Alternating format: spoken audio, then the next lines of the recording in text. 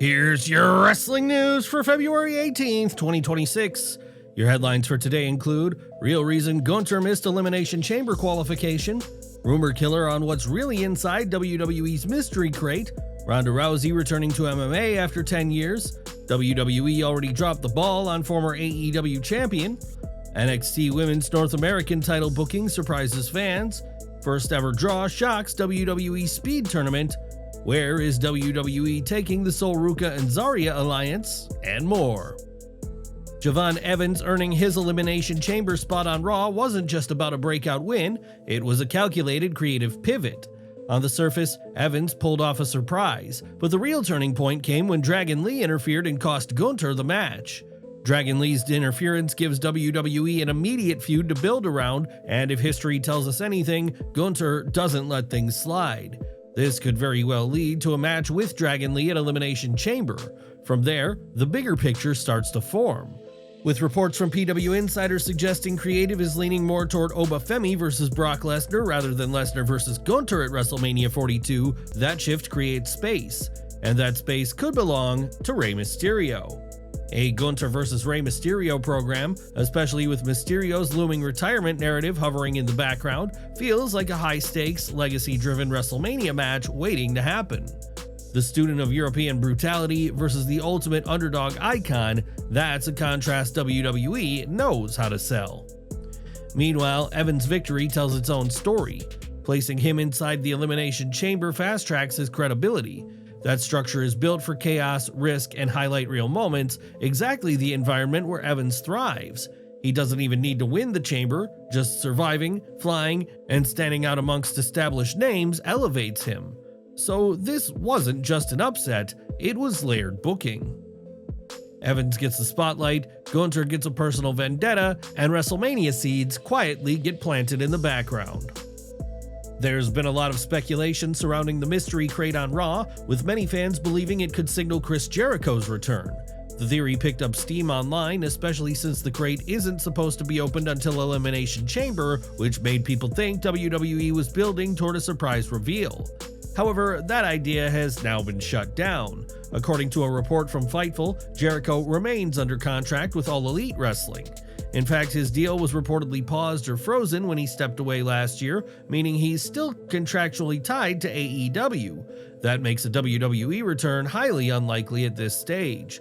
So despite the excitement and online buzz, there's no real indication that Jericho is the one inside the crate, and based on current contract details, he isn't returning to WWE anytime soon.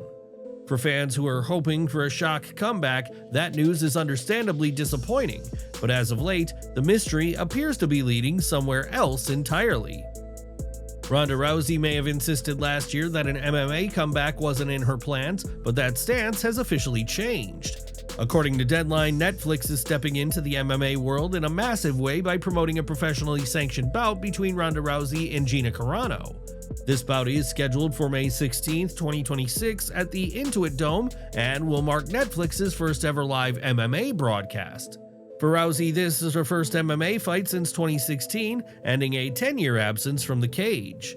The fight will take place under the unified rules of MMA, set for 5-minute rounds with 4-ounce gloves inside a hexagon cage. Rousey confirmed the matchup herself, calling it a long-awaited moment and framing it as something bigger than just a comeback.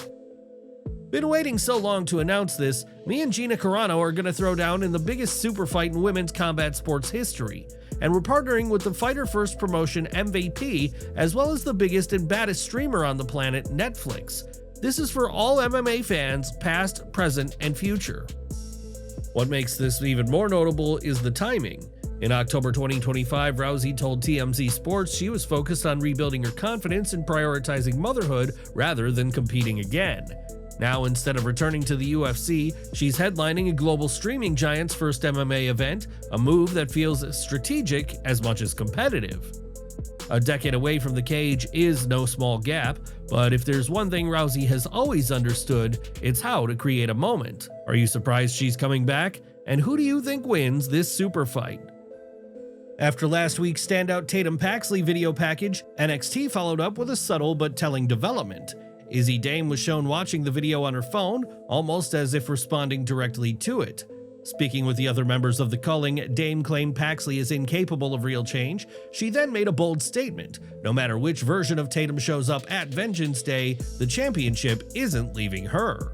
That confirmed the direction: Tatum Paxley versus Izzi Dame for the title at Vengeance Day. The booking comes as a surprise, especially since there was no clear indication last week about where the storyline was heading. Now, with Dame's response and the emphasis on Paxley's evolving persona, it strongly suggests that Vengeance Day could feature a transformed version of Tatum. The previous promo hinted at layers being peeled back. References to the dolls and her past character traits may have been intentional setup. The question now is whether Paxley reemerges with a more serious edge or leans even further into a darker, more unpredictable persona. What direction should Tatum Paxley take next? Share your thoughts in the comments below. Enjoying the video? A quick like goes a long way in helping us grow and deliver more wrestling news you care about. Just when it seemed like the partnership was finished, the story took another turn. Backstage on NXT, Zaria confronted Sol Ruca and made it clear she felt betrayed. She accused Sol of ending their friendship, claiming it had always been one-sided. Zaria was still upset that Sol secured the NXT Women's Championship opportunity last week, believing the win came at her expense. At that moment, it looked like the split was official. But the situation didn't end there. Later in the show, Sol Ruca interrupted JC Jane in the ring. During the segment, when Fatal Influence attacked Sol, Zaria rushed out to help, spearing Laney Reed and driving off the group. The two then embraced, seemingly repairing the damage. The hug suggested unity, but questions still linger. Sol Ruca now challenges for the NXT Women's Championship next week. With emotions still raw, the spotlight shifts to whether Zaria remains loyal or makes a move that changes everything. Will she stand by her friend during the biggest opportunity of her career, or could the tension resurface at the worst possible moment? After months of tension and subtle teases, the story clearly isn't finished. Now all eyes are on next week to see whether this friendship survives or finally breaks under championship pressure. Lola Vice faced Kelani Jordan in a match that carried clear tension from the start. The rivalry between the two added intensity, but the key story centered around Lola's injured hand. Throughout the bout, Kelani targeted that weakness, even removing the protective wrap and repeatedly attacking the injury to gain control. Kelani's heel performance stood out once again. She stayed focused, methodical, and ruthless in exploiting Lola's vulnerability.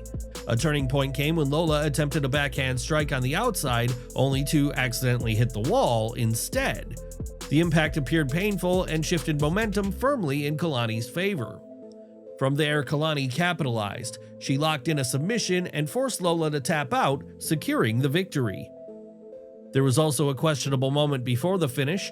At one point, Lola appeared to be in a position where her shoulder was visibly off the mat, yet there was confusion over why a pin attempt wasn't immediately made when her shoulders later seemed down.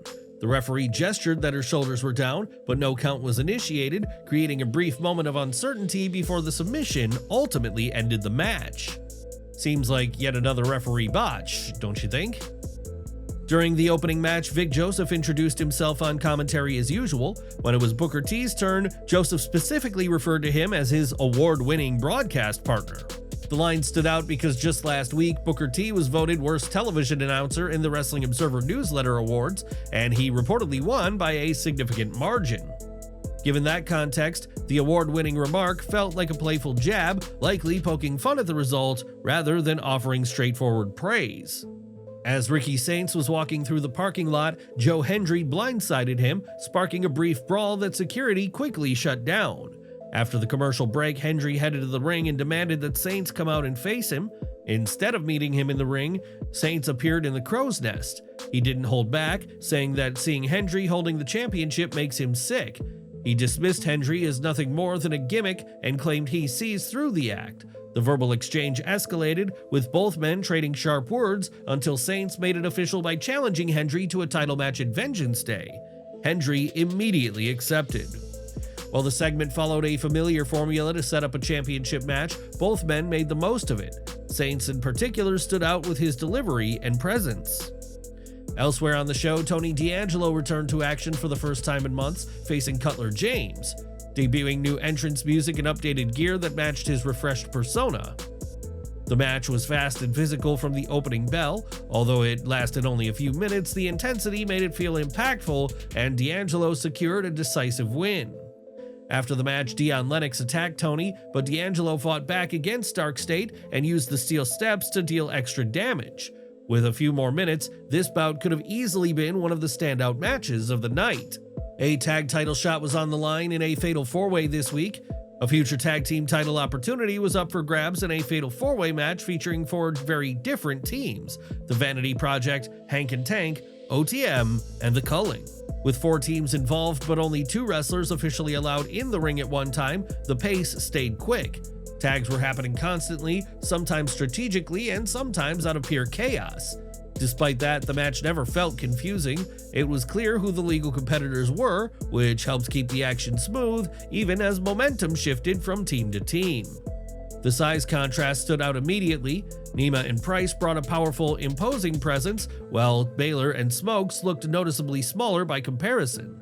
At one point, the showdown between Price and Vance, 2 of the biggest athletes in the match, was given extra focus, emphasizing the physical intensity.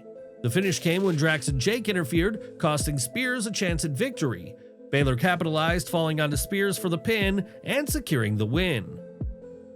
Since losing the Women's North American Championship, Blake Monroe hasn't exactly been positioned at the forefront of the division. Her momentum has noticeably slowed, and now next week she's scheduled to face Thea Hale, but not in a featured rivalry match or title contender bout. Instead, she's competing in the Speed Tournament. That decision raised eyebrows. For someone who was recently holding championship gold, being placed in a short format tournament bracket feels like a step down in visibility and importance. On paper, it doesn't come across as a major opportunity, especially for a talent who was just presented as a top-tier competitor in the division. Fans who were hoping to see Monroe re-enter the title picture may view this as an unexpected shift in direction. While the Speed format can offer fast-paced showcase moments, it doesn't carry the same prestige or narrative weight as the main championship scene. Whether this move is part of a longer-term plan or simply a temporary detour remains to be seen, but at first glance, it certainly feels like a downgrade from where Monroe stood just weeks ago. Elio LaFleur and Eli Knight squared off in a speed match to decide who would challenge Jasper Troy for the Speed Championship. With both competitors known for their quick, high-energy offense, the match wasted no time getting going. Fast counters, aerial moves, and constant motion defined the pace from the opening bell. Speed matches often struggle to stand out because of the strict time limit, but this one felt different. In the end, neither man could secure a victory before time expired, resulting in a draw. That outcome prompted Robert Stone to step in and make things official, announcing a triple threat match for the Speed Championship. The new match will feature a 7-minute time limit, extending beyond the usual 5 minutes and giving the competitors a better opportunity to settle things decisively. It was confirmed that Uriah Connors will face Kale Dixon next week, setting up a clash between the former Chase U teammates. With their shared history, there's already built-in tension heading into the match. During the segment, it was also revealed that Connors attempted to recruit Charlie Dempsey into the Birthright, continuing the group's effort to strengthen its ranks. An interesting detail came up regarding Stax as well. Connors pointed out that Stax hasn't necessarily earned his place through lineage, since he isn't a second-generation wrestler like the others associated with the group. Stax responded by clarifying that his connection comes through marrying Ariana Grace. That exchange felt intentional. In recent weeks, some fans have questioned whether Stax truly fits the Birthright concept. By addressing it directly on television, the show acknowledged those concerns and reinforced that his place in the group comes through association rather than heritage. It was a subtle but deliberate way of clearing up the storyline logic. The main event saw Shiloh Hill challenge Ethan Page for the NXT North American Championship. Before the match fully unfolded, Vanity Project made their presence felt. They interfered early, exposing part of the ringside floor, a detail that would later come into play. As the match progressed, Page capitalized on the chaos. After driving Hill onto the exposed surface with the twisted grin, he followed up with another inside the ring to secure the win and retain his title. The post-match angle shifted the spotlight. Vanity Project continued the attack on Hill until Miles Bourne ran down to make the save. Bourne didn't just clear the ring, he went straight after Page. Placing a chair around the champion's ankle, he demanded a North American Championship match.